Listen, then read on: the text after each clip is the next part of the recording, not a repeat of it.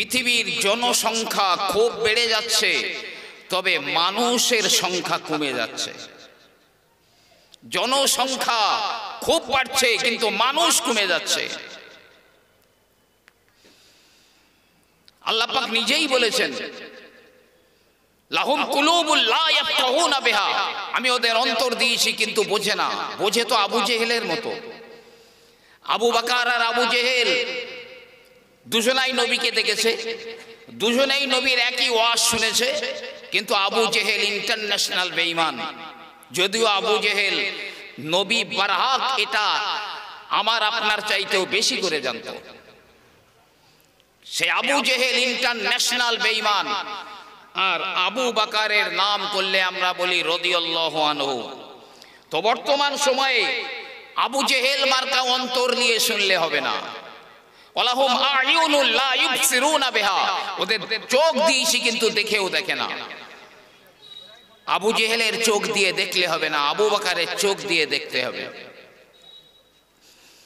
ওয়ালাহুম আযানুল লা ইয়াসমাউনা বিহা, আমি কান দিয়েছি, শ্রবণ শক্তি দিয়েছি, কিন্তু শুনেও শোনে না। ওমর তো লাইনচ্যুত ছিল, কিন্তু ওমরের কানে যখন সূরা তাহার কটা আয়াত পৌঁছালো, ওমর পাল্টি হয়ে গেল। এ কান তো ওমরের মতো তৈরি করতে হবে, আবু জেহেলের মতো নয়। করে দেখেন, আজ রাতের মধ্যে যদি ভারতবর্ষের মুসলমানেরা, পৃথিবীর মুসলমানেরা আজ রাতে খাঁটি তওবা করে নেয়, আগামী কাল আমার আল্লাহ রাব্বুল আলামিন টোটাল বিশ্বের বেঈমানদের দিলটাকে পাল্টি করে দেবেন। আগামী কাল সকালবেলা স্যালুট করবে আপনাকে, স্যালুট করবে আপনাকে, আমি চ্যালেঞ্জ দিয়ে বলছি। জি, মসজিদ থেকে অনেকটা দূরে ফিরে এসেছি আমরা। নবীজি তিরমিজি শরীফের হাদিস বলছি, নবী আমার বললেন, মান লাম ইউসাল্লি ফাহুয়া কাফিরুন, যে ব্যক্তি নামাজ পড়ল না, মুয়াজ্জিনের আযান হয়ে গেল, নামাজ আদায় করলো না, আমি রাসূলুল্লাহ বলি ফাহুয়া কাফিরুন, ওই লোকটা হলো কাফের। অন্য বর্ণনায় বিশ্ব নবী আমার বললেন, মান লাম ইউসাল্লি, যে নামাজ পড়লো না, ফালা দীন লাহু, ওর কোনো ধর্ম নেই, কোনো দিন নেই। নবীজির হাদিস বলছি। আমরা তো বলি মুসলমান, কিন্তু আমাদের দাবিতে মিথ্যাবাদী আমরা, সকলেই নয়, আমাদের দাবিতে আমরা মিথ্যাবাদী। বিশ্বনবী আমার বললেন, ও বাবা সাহাবারা শুনে রেখে দাও, লাকাদ হামামতু আনা আমুরা ফিতিয়াতি, আমি নবী আমার বড় ইচ্ছা হয় আমি নওজোয়ান যুবকদেরকে ডেকে বলি, তোমরা জঙ্গল থেকে শুকনো কিছু কাঠ কেটে নিয়ে এসো, মুয়াজ্জিনকে বলি আযান দিয়ে দাও। আযানের পরে ও আযানের সাড়া যারা দিল না, আমি রাসূলুল্লাহ আমার বড় ইচ্ছা হয় আমি ওই কাঠ দিয়ে ওদের ঘর বাড়িগুলো জ্বালিয়ে পুড়িয়ে সরখার করে দিই। কিন্তু না না, ওদের বাড়ি বাচ্চারা রয়েছে, ওদের বাড়ি মেয়েরা রয়েছে, এই একটা মাত্র কারণে আমি রাসূলুল্লাহ ওদের ঘরগুলো পুড়িয়ে দিতে পারি না। তবে ইচ্ছা ছিল খুব পুড়িয়ে দেওয়ার। কি মুখ দেখাবো গো, শুধু এই বাতাস একটা যাওয়া আসা করছে, এইটা বন্ধ হয়ে গেল তো আমার সব কিছু শেষ, আর কিচ্ছু নেই,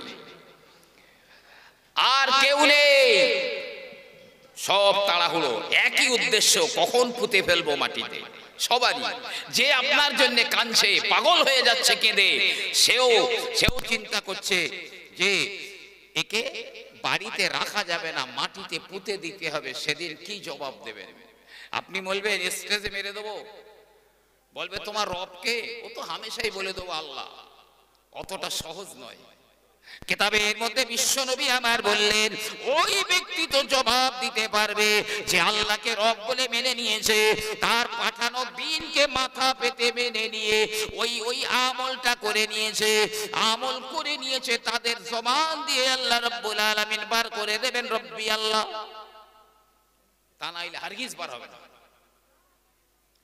ও যদি আপনি যতই মুখস্থ করে যান, হবে না।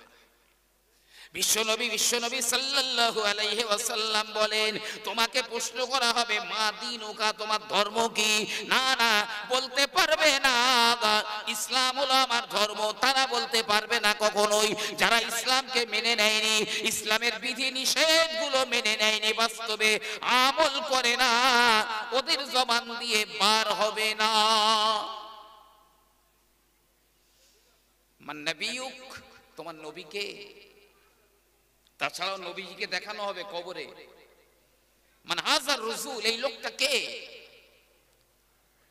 যারা নবীর সুন্নত মেনে নিয়েছে, নবীর আখলাক, নবীর চরিত্র, নবী পাককে যারা নিজেদের মডেল হিসাবে মেনে নিয়েছে, না কোনো নায়ক, কোনো নায়িকা, কোনো প্লেয়ারকে, নবীজিকে মডেল হিসাবে মেনে নিয়েছে, তারাই বলতে পারবে আম নবীকে দেখে হাজা নবিয়ুনা মুহাম্মাদুর রাসূলুল্লাহ, এ আমাদের নবী মুহাম্মাদুর রাসূলুল্লাহ। তা না হলে হারগিজ চিনতে পারবে না। প্রিয় নবী সাল্লাল্লাহু আলাইহি ওয়াসাল্লাম বললেন, লা সাহাবুন লিমান লা সালাতা লাহু, যার নামাজ নেই ওই লোকটার ইসলাম ধর্মের মধ্যে কোনো অধিকার নেই। মার খাচ্ছি কেন আমরা? অন্য কারণ নয়। আল্লাহ বলছেন, যাহারাল ফাসাদু ফিল বাররি ওয়াল বাহরি বিমা কাসাবাত আইদিন নাস, জলে স্থলে যত বিপর্যয় আছে সব মানুষের হাতের কামাই করা, সব হাতের কামাই করা। নবী পাক বলছেন, একটা মুর্দাকে যখন খাটিয়ায় করে কাঁধে করে নিয়ে যায় জানাজার জন্য, কবরে দাফন করার জন্য, রাসূল বলছে ও যে পরিমাণ চিৎকার দেয় ওই মুর্দা, তোমরা যদি শুনতে পেতে, আমি নবী বলছি জীবনে কোনোদিন কোনো লাশকে তোমরা কবরে দাফন করতে নিয়ে যেতে না, দাফন করতে নিয়ে যেতে না কোনো লাশকে। প্রিয় নবী আরো বলছেন, ওরে মৃত্যু সম্পর্কে আমি রাসূল যা জানি, যদি তোমরা জানতে তাহলে তোমরা অল্প হাসতে আর বেশি বেশি করে কাঁদতে। হাসতে মন চাইতো না, এখন তো কাঁদবার মানুষ কম, এখন হাসবার জন্য ফজার ক্যাসেট, উত্তম দাসের ক্যাসেট, কোন হাস্য কৌতুক করে এদের ক্যাসেটগুলো মোবাইলে ভরে রাখি হাসবার জন্য। আরে কাঁদার জন্য কি করেছি আমরা? কোরআনে আমার আল্লাহ পাক বলেন, ফালিয়াদহাকু কলিলাও ওয়া ইয়াবকু কাসীরা, বেশি করে কাঁদো, অল্প অল্প করে হাসো। নবী আমার বলেন, তোমরা মৃত্যু সম্পর্কে যতটুকু জানো, যদি চতুষ্পদ জন্তু জানোয়ারেরা জানতে পারতো, লামা আকালতুম মিনহা সামিনা, ওদেরকে মোটা তাজা করে কোনোদিন খেতে পারতে না, কঙ্কাল হয়ে থাকতো মৃত্যুর ভয়ে। কিন্তু আমরা উদাসীন, আমরা পুরো উদাসীন। নবী আমার বললেন, শুনে রাখো বাবা সাহাবায়ে কেরামেরা, আমার উম্মতেরা তখনই ধ্বংস হয়ে যাবে, ওদের ধ্বংস হবার সময়টা বড় নিকটবর্তী হয়ে যাবে, যখন দেখবে আমি রাসূল বলছি, আন্নাহু ইয়াতি জামানুন, এমন একটা জামানা আসবে, লা ইয়াবকা মিনাল ইসলামি ইল্লা ইসমুহু, ইসলামের শুধু নাম থাকবে, আর কিছু থাকবে না, শুধু ইসলামের নাম থাকবে। জি, যদি ব্যক্তিগত হিসেবে ধরি, কি সুপার সুপার নাম, আব্দুল করিম, আব্দুর রহমান, আল্লাহ রাখা, জি গোলাম নবী, কি হাই হাই নাম, কিন্তু কাজ করছি আবু জেহেলের মতো, শুধু নাম রয়েছে আর কিচ্ছু নেই। প্রিয় নবী আমার বললেন, ওয়ালা ইয়াবকু মিনাল কুরআন ইল্লা রাসমুহু, কোরআনেরও কিছু থাকবে না গো, বরং শুধু কোরআনের কিছু রেশম রেওয়াজ থাকবে, অনুষ্ঠানগুলো হবে, এই ধর্মসভা হবে। আপনি করে শবে বরাতের রাতে এক মসজিদ লোক ভরে গেল, 5 ওয়াক্তের মুসল্লিরা ভেতরে আর জায়গা পায় না, লোক ভর্তি। ওই গিয়ে 2-4 রাকাত পড়ে একটু কবর জিয়ারত করে যে যার বাড়ি চলে গেল, ওই হয়ে গেল, মনে করছে আমার জান্নাতের রাস্তা ভিআইপি হয়ে গেছে।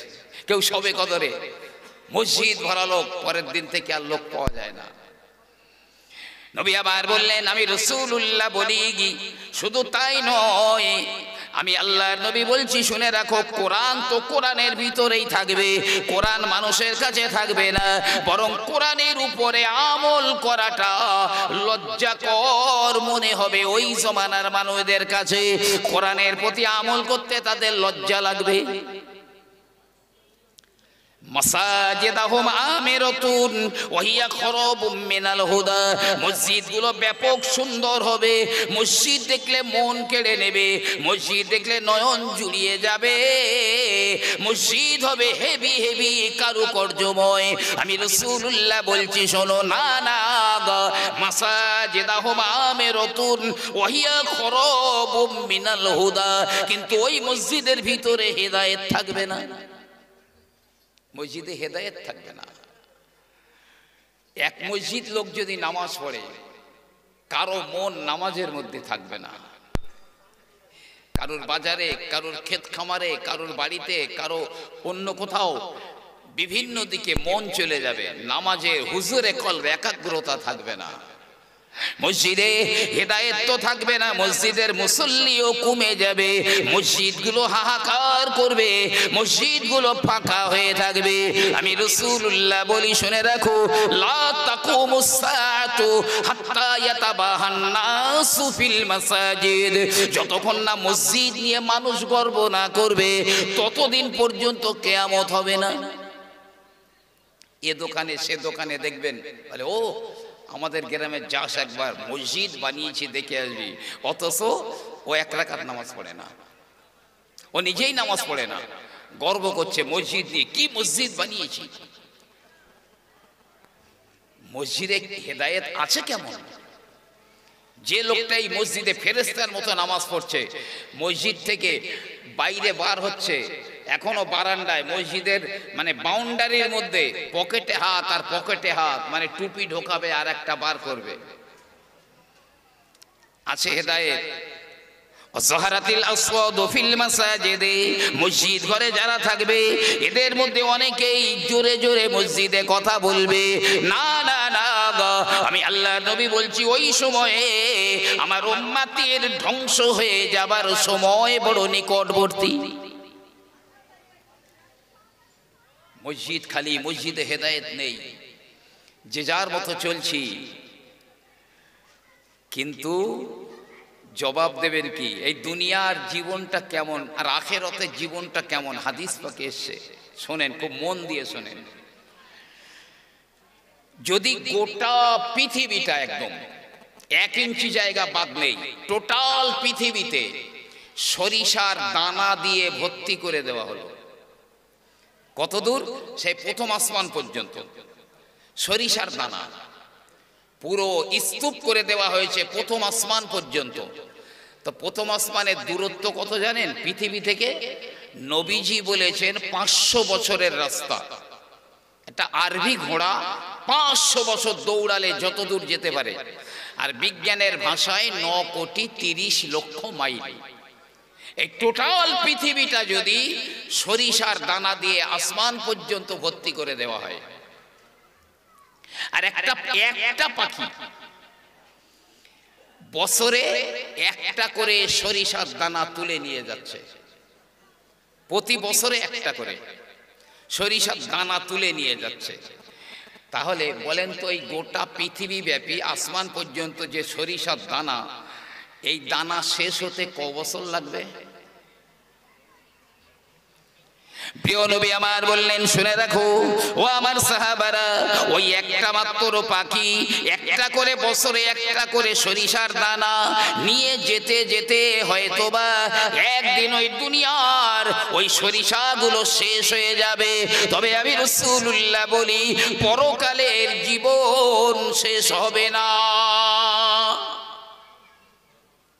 এই সরিষা হয়তো 1 বছর অন্তর অন্তর একটা করে নিয়ে যেতে একদিন শেষ হবে, কিন্তু পরকালের জীবন শেষ নেই।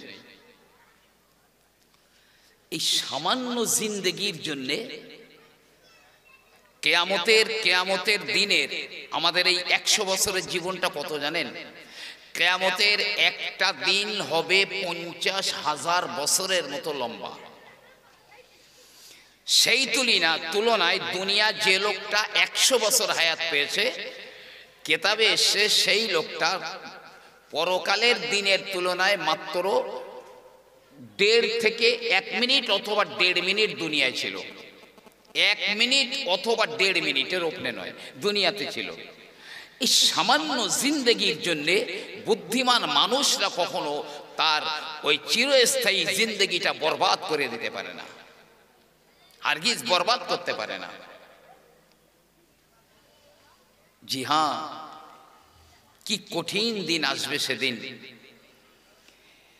আমি আপনাদের বলছি, অনুরোধ করে বলছি, অন্তত মসজিদ মুখ হয়ে যান, মসজিদের দিকে মুখটা ফিরিয়ে নেন। দুনিয়ার সুখ কতটা, আমি কোটি কোটি কোটি কোটি টাকার মালিক, আমি পৃথিবীর অর্ধেকটা কিনে নিয়েছি, কিংবা আমি গোটা পৃথিবীর বাদশা হয়ে গেছি, কে আমার পায়? তবে হাদিস পাকে এসছে দুনিয়ার সুখ শান্তি আরাম আয়েশ এ সব কিছু কি রকম জানেন? সমুদ্র, মহাসমুদ্রের মাঝখানে একটা চড়ুই পাখি ঠোঁট বুড়িয়েছে, শুধু বুড়িয়ে উঠিয়ে নিয়েছে। এই চড়ুই পাখির ঠোঁটে কতটুকু পানি লেগে আছে? ওই অতটুকু সুখ শান্তি আল্লাহ তার মখলুকের মধ্যে ভাগ করে দিয়েছেন। মানুষ জাতি, জীব জাতি, জীব জন্তু যা আছে, জিন জাতি, এই সবার মধ্যে আল্লাহ অতটুকু সুখ শান্তি ভাগ করে দিয়েছেন। আর বাকি সমুদ্র পরিমাণ সুখ শান্তি আল্লাহ পরকালের জন্য রেখে দিয়েছেন। ভাই আমার, বাবাজিরা আমার, দুনিয়ার দুঃখ কত। আমার এমনি করে মাসে 15 দিন খাওয়া হয় না, আমার ঘর নেই, বাড়ি নেই, আমার ভালো জামা কাপড় নেই, আমার শীতের বস্ত্র নেই, গাছতলায় বাস করতে হয়, কত দুঃখ কত যন্ত্রণা। কিন্তু না না, বিশ্বনবী আমার বললেন মহাসাগরের মাঝখানে ওই চড়ুই পাখি যদি ঠোঁটটা বুড়িয়ে দেয়, ওই পাখির ঠোঁটে যতটুকু পানি ওঠে অতটুকু দুঃখ আমার আল্লাহ পাক তার সৃষ্টি জগতের ভিতরে ভাগ করে দিয়েছেন। আর সমুদ্র পরিমাণ দুঃখ আমার আল্লাহ রাব্বুল আলামিন পরকালের জন্য তুলে রেখে দিয়েছেন। নিশ্চয়ই বুদ্ধিমান মানুষরা এর থেকে ফায়দা নিতে পারবেন যদি একবার আবু বকরের কান নিয়ে শোনেন আর আবু বকরের দিল দিয়ে বোঝেন, ইনশাআল্লাহ কাজে লাগবে। অনেক হয়েছে, অনেক হয়েছে, খেলা বহু করেছি আমরা, আর নয়। ফিরে আসুন, ফিরে আসুন। কি কঠিন ভয়াবহ দিন এই জমিনে আসবে, একবার আল্লাহ বলার সময় পাওয়া যাবে না, আল্লাহ বলবার সময় হবে না। এই ভারতের জমিনে আসবে কারবালা, ইরাকের কারবালা ময়দানে যেমন হয়েছিল, এই জমিনেও মুসলমানদের ঘরে ঘরে কারবালা চলে আসবে। কারবালা শাহ নেয়ামতুল্লাহ রহমাতুল্লাহ আলাইহি লিখেছেন। আমার ভাইরা, বাবাজিরা, মনে রাখুন, তাহলে 1 নম্বরে আমি আপনাকে বললাম মসজিদের দিকে মুখটা ফিরিয়ে দিন। বিশ্ব নবী আমার বললেন, শুনে রাখো, কেউ যদি আজান হয়ে যাবার পরে বাড়ি থেকে মসজিদে নামাজ পড়ার জন্য যায়, একটা রিওয়ায়েতে রয়েছে তার প্রতিটা কদমে একটা কদমে একটা করে নেকি হবে, একটা করে গুনাহ মাফ হয়ে যাবে, জান্নাতে একটা করে দরজা বুলন্দ করে দেওয়া হবে। অপর একটা রিওয়ায়েতে রয়েছে কেউ যদি আজান শুনে মসজিদে বার হয়ে গেছে, ওর প্রতিটা কদমে কদমে কদমে আমার আল্লাহ পাক একটা কবুল হওয়া হজ, একটা কবুল হওয়া উমরার সব তার নামায় আমলে লিখে দেবেন। প্রিয় নবী আরো বললেন, আজান শুনে যে লোকটা বাড়ি থেকে বার হলো মসজিদে যাবার জন্য, ও যেন বাড়ি থেকে ইহরাম বেঁধে মক্কায় হজ করার জন্য বার হয়ে গেল।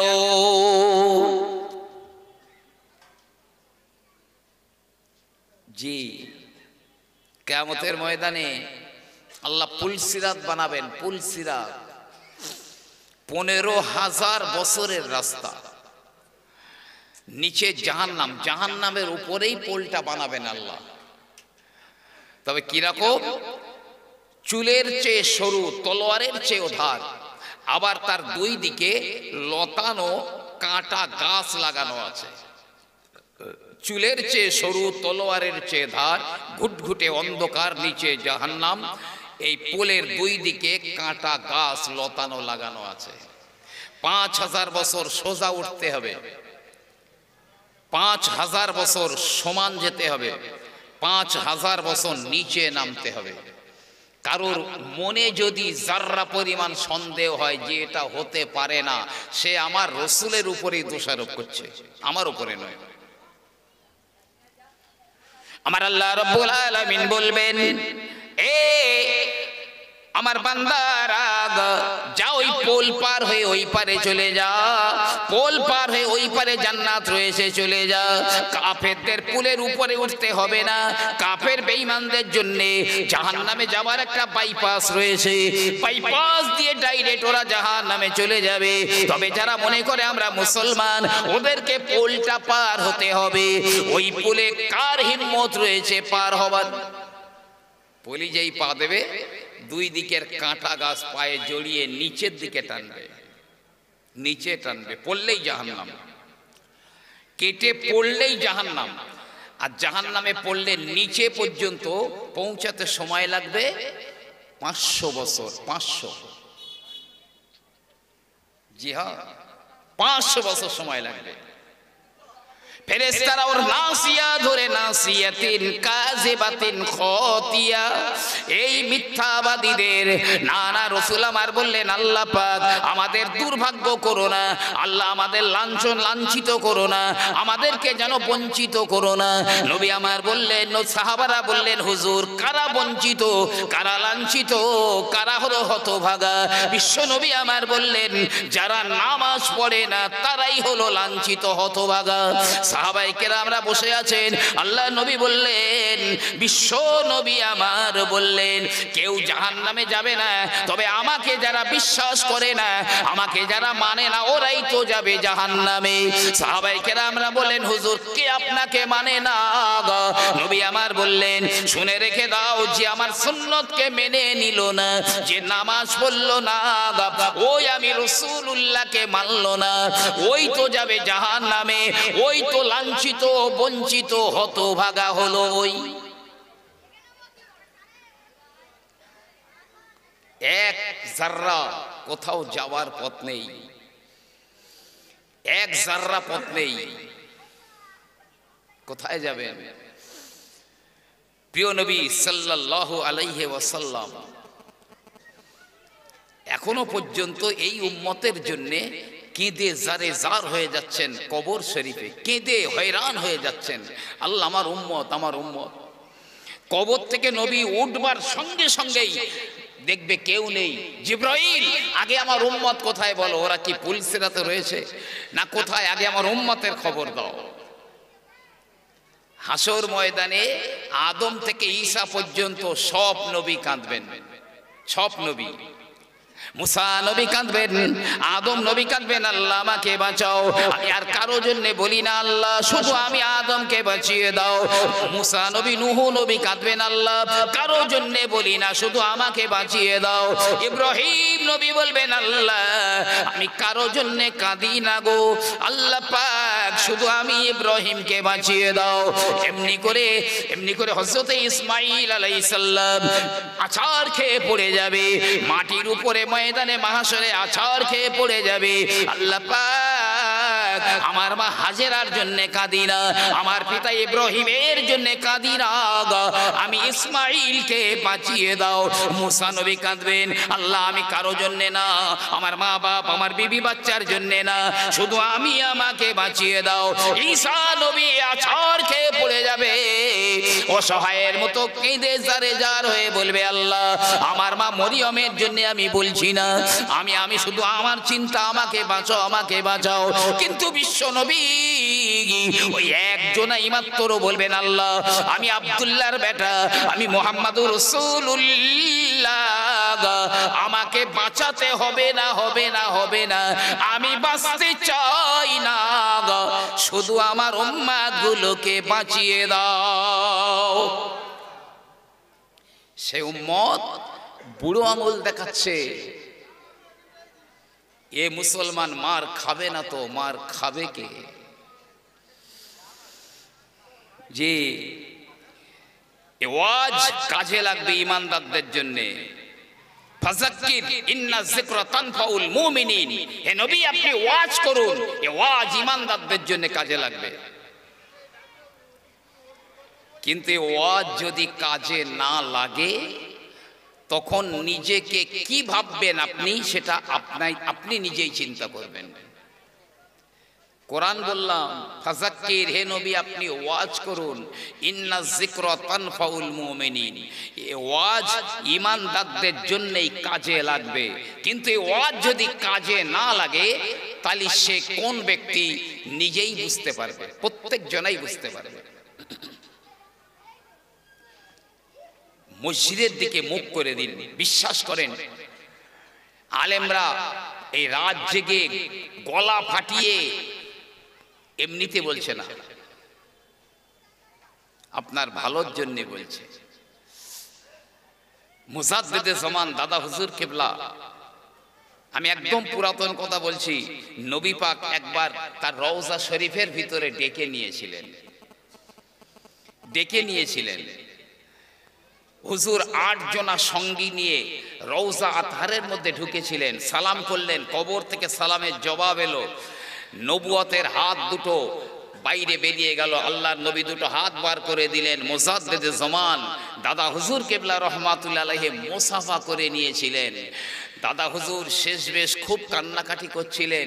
জিজ্ঞাসা করলে হুজুর বললেন, আমি আবু বকর দেখতে পাচ্ছি আমার নবী কবরের মধ্যে উম্মতের জন্য এত কাঁদছেন যে কেঁদে কেঁদে নবীর কবরটা পুরো ভিজে গিয়েছে। সে উম্মত, হায় রে কি জমানা পড়ে গেল। প্রিয় নবী আমার বললেন, কাইফা বিকুম ইযা ফাসাকা ফিতিয়ানাকুম, তোমাদের অবস্থা কত খারাপ হয়ে যাবে, কেমন করে তোমরা ধ্বংস হয়ে যাবে, নিপাত হয়ে যাবে গো, যখন তোমাদের ঘরের নওজোয়ান যুবকেরা ফাসিক ফাজের হয়ে যাবে, ধর্মের সঙ্গে তাদের কোনো সম্পর্ক নেই, মন যা চাইবে তাই করবে, না না না না, তার মধ্যে নামাজ নেই, তার মধ্যে রোজা নেই, তার মধ্যে কলেমা কালাম নেই, জিকির আজকার তেলাওয়াত নেই, ইসলামের সঙ্গে তার কোনো সম্পর্ক নেই। আর ওই সময় কি হবে, যখন তোমাদের ঘরের মহিলারা 4 দেয়ালের ভিতরে থাকবে না, তারা 4 দেয়ালের বাইরে গিয়ে স্বাধীনতার কথা বলবে, নারী স্বাধীনতা চাইবে। না না, আমি রাসূলুল্লাহ বলি ওই জমানাতে তোমরা কেমন করে না জানি ধ্বংস হয়ে যাবে। ইসলাম থাকবে না, কোরআনের শুধু রেশম রেওয়াজ থাকবে। মসজিদ সুন্দর হবে, মুসল্লি থাকবে না, ওর মধ্যে হেদায়েতও থাকবে না, মুসল্লি কমে যাবে। 1 নাম্বার কথা বললাম, আপনার চেহারাটা মসজিদের দিকে ঘুরিয়ে দিন। 2 নাম্বার, নিজের চেহারাটা সাহেব বিবি গোলামের দিকে নয়, যে আল্লাহর কোরআনের দিকে মুখটা ঝুঁকিয়ে দিন। 2টো কাজ বলে যাচ্ছি আপনার। নিজের চেহারাটা কোরআনের দিকে ঝুঁকিয়ে দিন, আল্লাহর কসম বলছি বেঁচে যাবেন। আমি ব্যবসাদারি কথা বলিনি। নিজে যতটা পারি তো সম্ভব, না পারলে যারা কোরআনওয়ালা, যারা কোরআনের ধারক বাহক, যারা কোরআনের ছাত্র, তাদের হয়ে যাবে, নিজেকে বিলিয়ে দিন তাদের কাছে। আমি খুব পুরাতন কয়েকটা ঘটনা বলছি, আমি খুব খুশি হয়েছি এসে, বিশ্বাস করেন। প্রথমে আমি গিয়ে দেখে এসেছি, ওই যে রডগুলো বেরিয়ে আছে বাইরে, মাদ্রাসা হচ্ছে, এবং আগামীতে ইনশাআল্লাহ এই মাদ্রাসাতে হিফজখানা হবে, অর্থাৎ ছাত্ররা কোরআন হিফজ করবে ইনশাআল্লাহ তাআলা। এই কোরআনের দিকে মুখটা ফিরিয়ে দিন, না হলে কোরআন যারা শিখছে, যারা শিখেছে তাদের হয়ে যাবে। কেন দেবেন? আমি তার পুরাতন কথা বলছি। তার আগে খুব মহব্বতে আপনার বডিটা এখানে আর মনটা মদিনার সবুজ গম্বুজের নিচে দিয়ে একবার মোহাব্বতে প্রেম ভরা কণ্ঠে একটু দরুদ শরীফ পড়েন, আল্লাহুম্মা সাল্লি আলা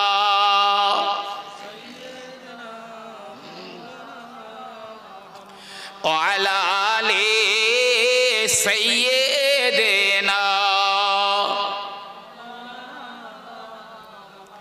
क़यामत में हर शख्स परेशान रहेगा, क़यामत में हर शख्स परेशान रहेगा, हर एक शख्स रो रो कर मोहम्मद को पुकारेगा। अगर वो मुझे खबर ना दे तो कौन खबर ले, उम्मत के जो वो किश्ती है वो मोहम्मद के हवाले। अल्लाहुम्मा सल्ले अला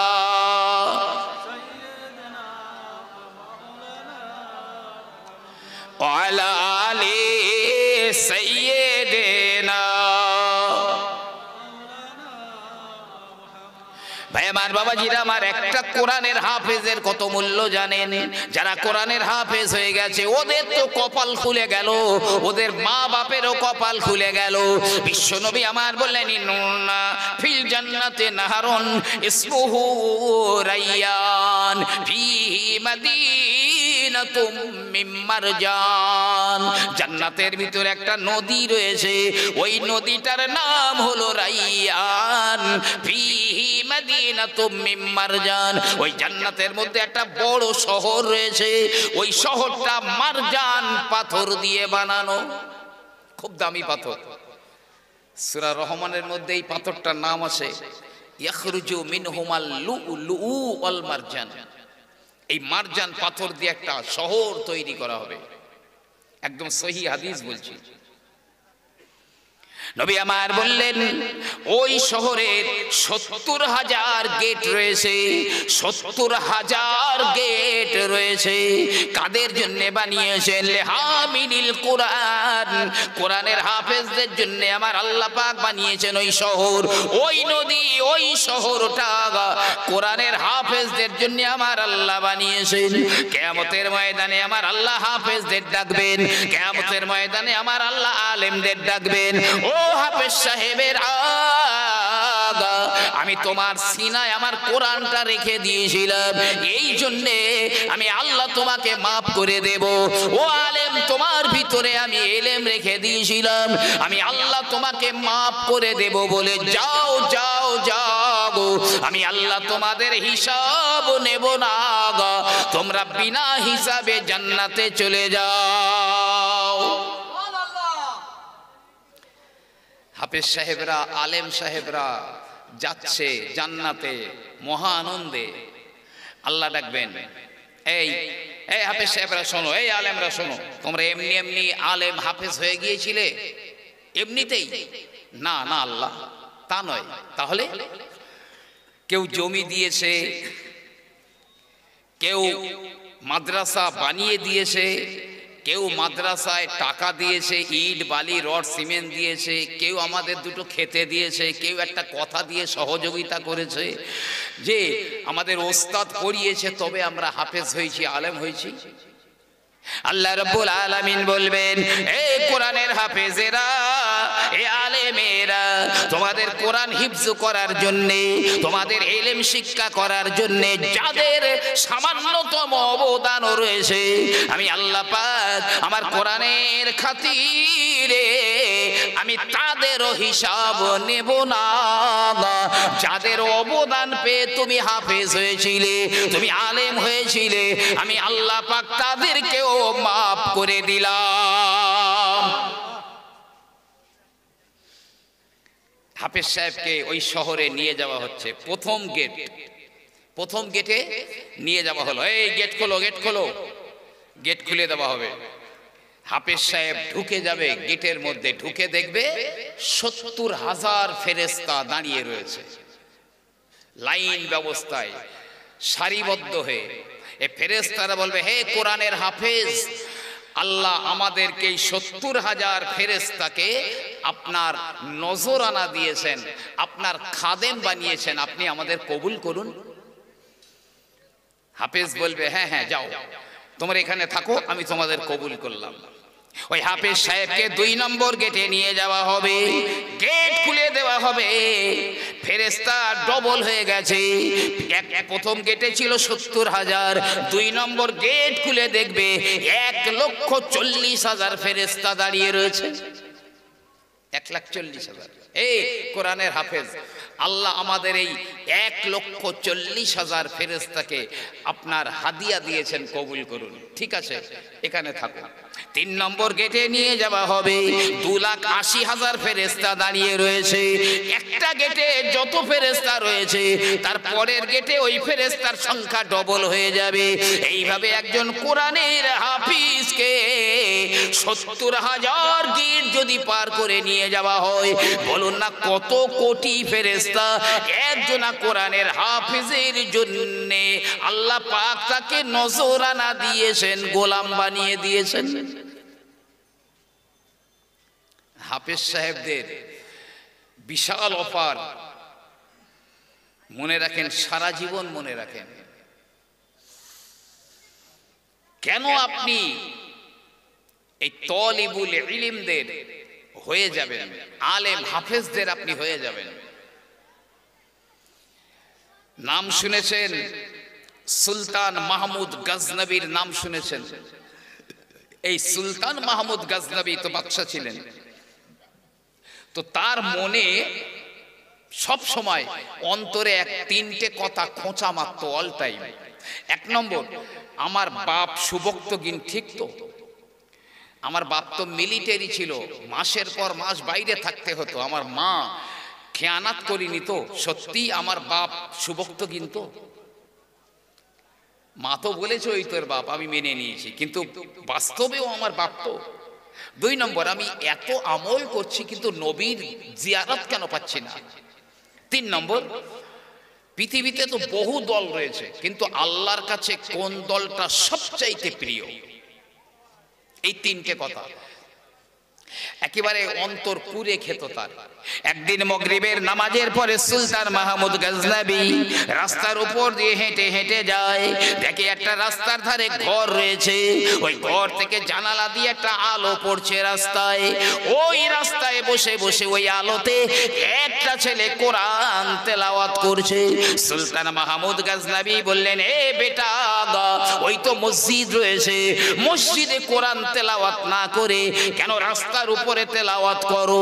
ছেলেটা বলে, চাচা জি, মসজিদে তো আলোর ব্যবস্থা নাই, মসজিদ অন্ধকার, কিন্তু এই বাড়ির আলোটা রাস্তার উপরে পড়ছে, ওই আলোয় আমি কোরআন তেলাওয়াত করছি। সুলতান মাহমুদ গজনবী বললেন, ও বাবা ছেলে, আজকের তো যা হবার হয়ে গেছে, আগামীকাল তোমার কোরআন তেলাওয়াত করবার জন্য আমি ওই মসজিদের ভিতরে আলোর ব্যবস্থা করে দেব। পরের দিন সুলতান মাহমুদ গজনবী মসজিদে আলোর ব্যবস্থা করে দিয়েছেন। এই বাবা যাও, আজকের আর রাস্তায় তেলাওয়াত করতে হবে না, মসজিদে যাও, তোমার জন্য আমি আলোর সুবন্ধ ব্যবস্থা করে দিয়েছি।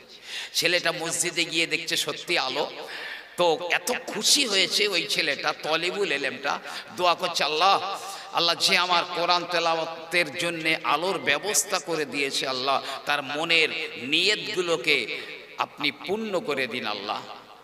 দোয়া করে দিল। সুলতান মাহমুদ গজনবী রাতের বেলা ঘুমিয়ে রয়েছে, ওই রাতে দেখছে আল্লাহর নবী, বিশ্ব নবী আমার স্বপ্নের ভিতরে হাজির হয়ে গেলেন।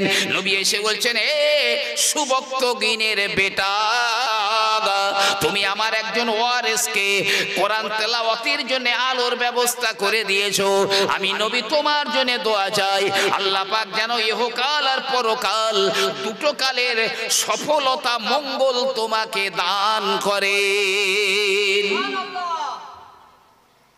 এবার 3টে খটকা তো থাকলোই না। নবী যখন বলছেন এই সুবক্তগুণের বেটা, তাহলে নিশ্চয়ই আমার বাপের নাম সুবক্তগিন। 2 নম্বর, নবী জিয়ারত তো হয়েই গেল। আর 3 নম্বরে পৃথিবীতে যত দল আছে, পীর সাহেব, হাজি সাহেব, গাজী সাহেব, দরবেশ সাহেব, গৌস, কুতুব যা আছে, সবার চাইতে আল্লাহর কাছে প্রিয় কারা? তলিবুল ইলমরা। তলিবুল ইলমরা সবচাইতে প্রিয়। পীর জুলফিকার আহমদ সাহেব তার খুতবাতে জুলফিকারের মধ্যে লিখেছেন, একটা উর্দু বইয়ের নাম বলছি, আহলে দিল কে তড়পা দেনে ওয়ালে ওয়াকিয়াত, মুফতি এনামুল হক সাহেব লিখেছেন, যে পান্ডুয়া মাদ্রাসার শাইখুল হাদিস মুফতি মনসুর সাহেব লিখেছেন হাদিসের বরাত দিয়ে, খায়রুকুম মান তাআল্লামাল কুরআন ওয়া আল্লামাহু, তোমাদের মধ্যে সবচাইতে ভালো আল্লাহর কাছে যারা কোরআন শিক্ষা করে আর যিনি কোরআন শিক্ষা দেন, এই দুটো দল আল্লাহর কাছে সবচাইতে প্রিয়।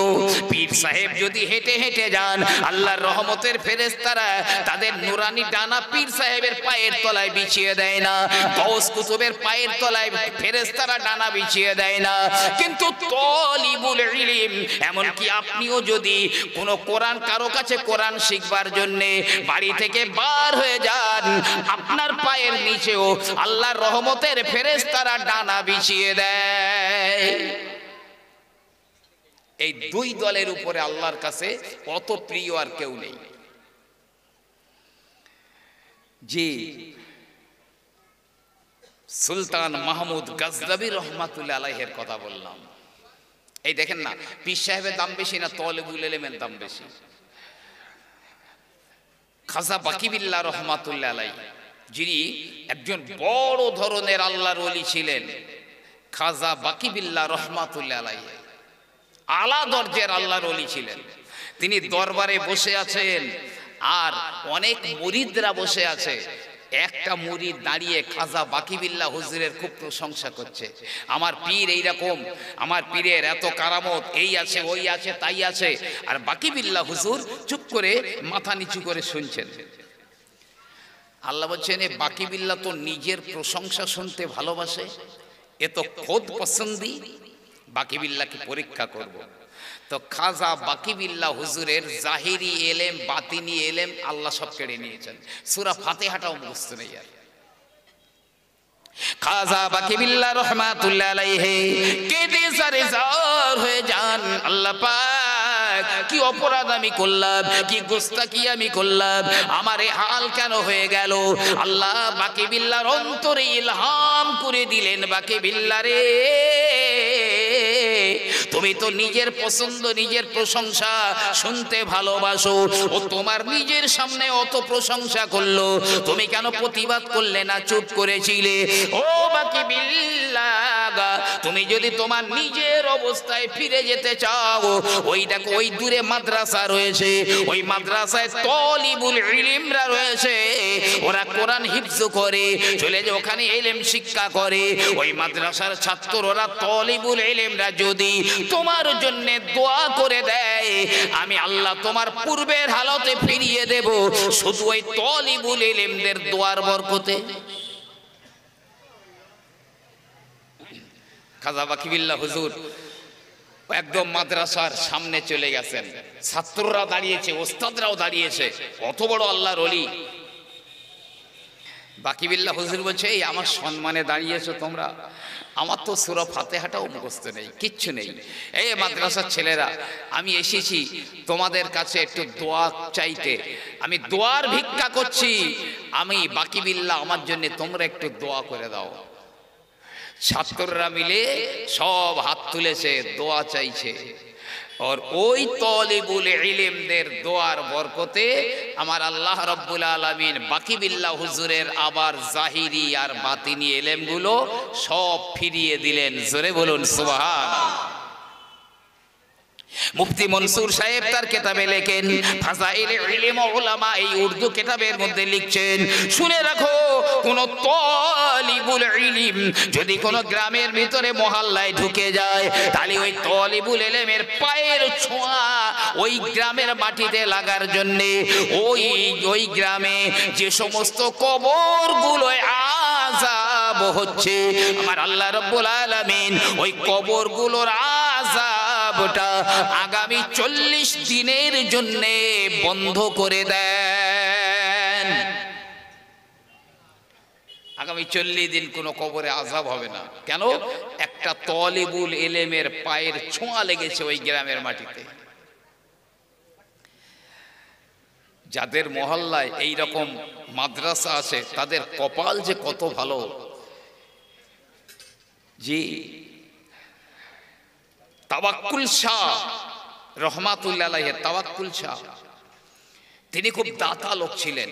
উনি একটা লঙ্গরখানা খুলেছিলেন, রাত দিন রান্না হতো, আর গরিব মিসকিন এতিম অসহায় বিধবা এরা ওখান থেকে ফ্রিতে খেয়ে যেত, টাকা পয়সা দিতে হতো না, ফ্রি খেয়ে চলে যেত। রাত দিন চলতো খাওয়া একভাবে, মাস বছরের পর বছর যাচ্ছে।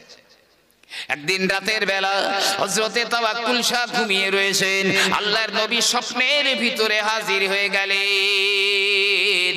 বিশ্বনবী আমার বললেন, ও বাবা তাওয়াক্কুল শাহ, তুমি তো প্রতিদিন আমার আল্লাহকে দাওয়াত দাও, তুমি তো প্রতিদিন আমার আল্লাহকে দাওয়াত দাও, আমি রাসূলুল্লাহকে তো কই দাওয়াত দাও না। ব্যাপারটা বুঝতে পারলাম না। হুজুর বলছে, তুমি যে এতিম এসির গরিবদের খেতে দাও, ওটা আমার আল্লাহকে দাওয়াত দেওয়া হলো।